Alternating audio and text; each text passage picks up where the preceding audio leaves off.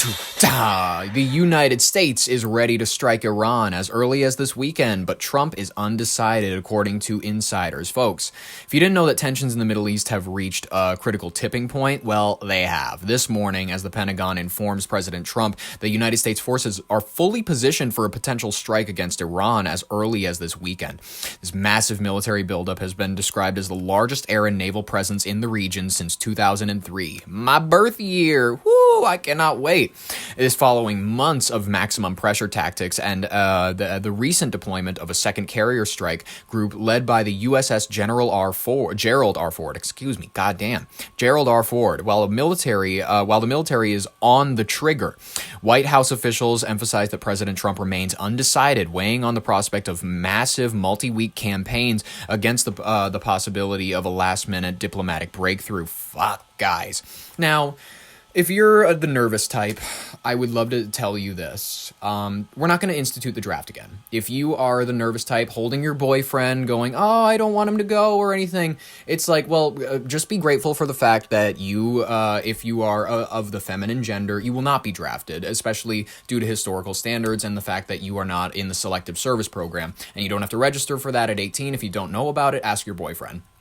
Anyways, we have to address the fact that America has learned its lesson from the last time with all of our grandparents. Admittedly, you hate your grandparents now because they live in a house that's better than yours, and they will not die or move out to give the new generations an opportunity at owning a house. So, yeah, you have some degree of ability to be mad at them, but be a little bit grateful for the fact that these people, they were the breakthroughists. They were the originals on this subject.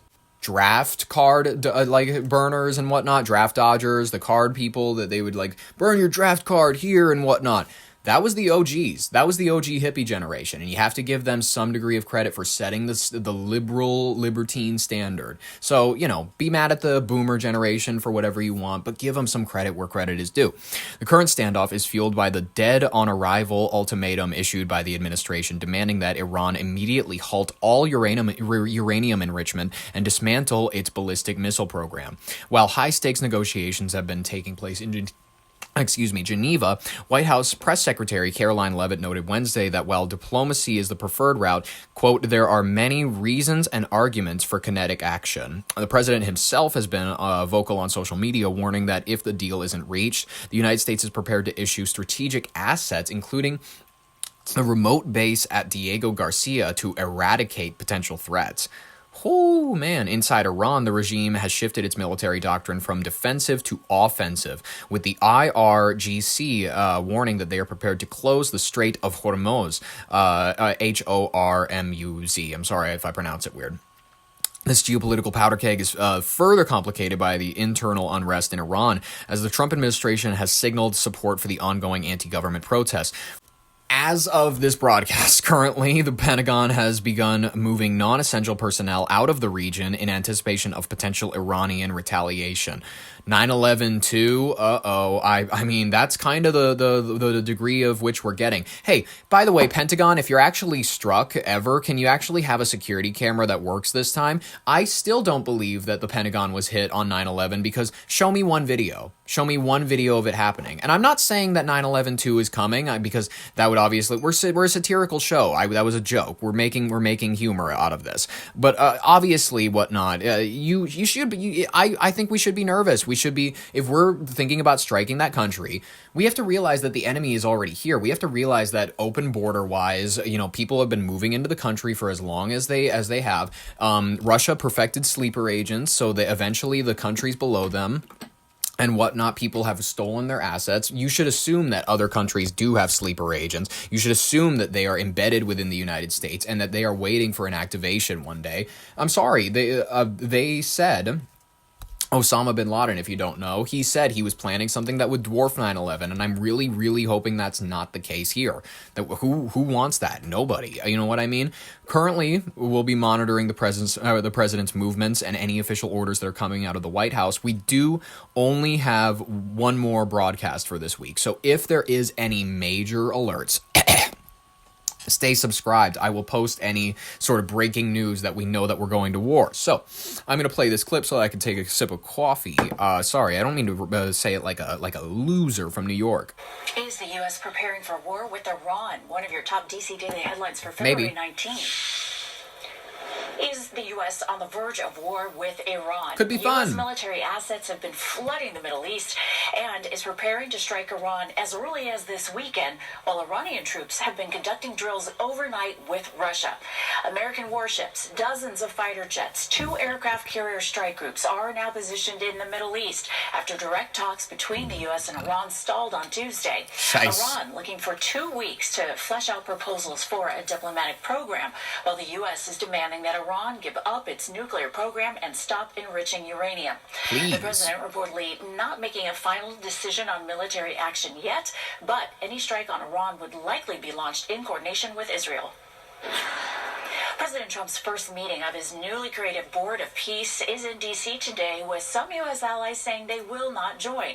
The U.K., the EU, Germany, France, all declining invitations. And Pope Leo also saying this week the Vatican will not join. More than 20 countries What do they have to offer? Participate. Prayers? The president saying today's meeting will make a major announcement on Gaza aid and reconstruction. Okay. A protest against the board's approach to the crisis in Gaza is also expected outside of the meeting this morning.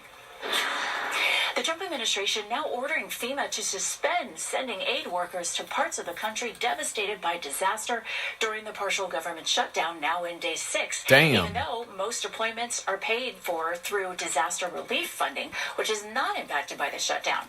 Well, when it rains, it pours, I guess. 300 FEMA responders were preparing to deploy when they were told not to go. Shit, okay.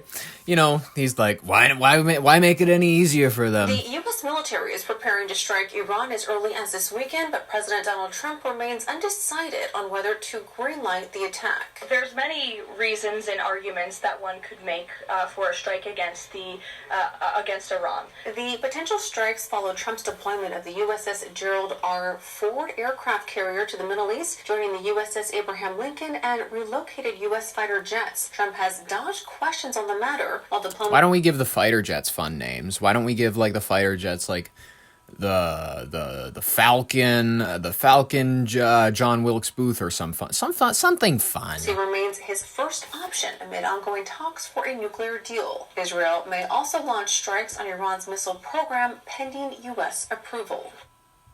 Damn.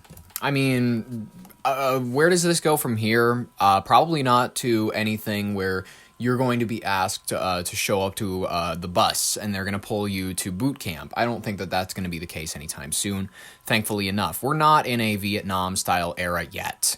Like I said, guys, I've been comparing this era a lot to the 60s and 70s, where there's assassinations, there's a lot of social unrest ever since COVID, George Floyd.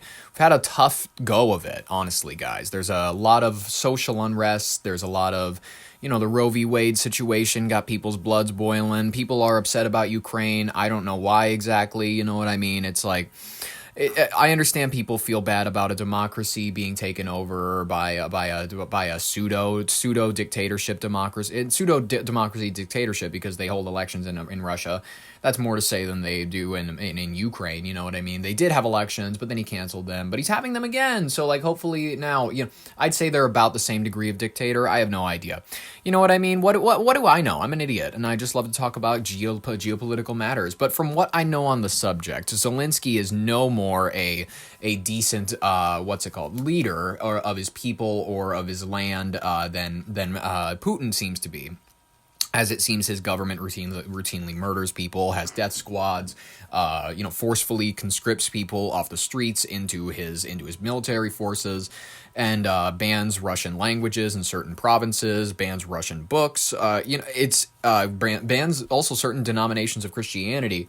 I don't know. It feels bizarre, doesn't it? You know what I like to be sending a country that behaves that way, any sort of money or support, and then people will go like, well, what about America? And then it's like, we don't do that. You can't compare anything we've done to that, and anything we're doing now to what they're doing now over there. Sorry, that's not how things work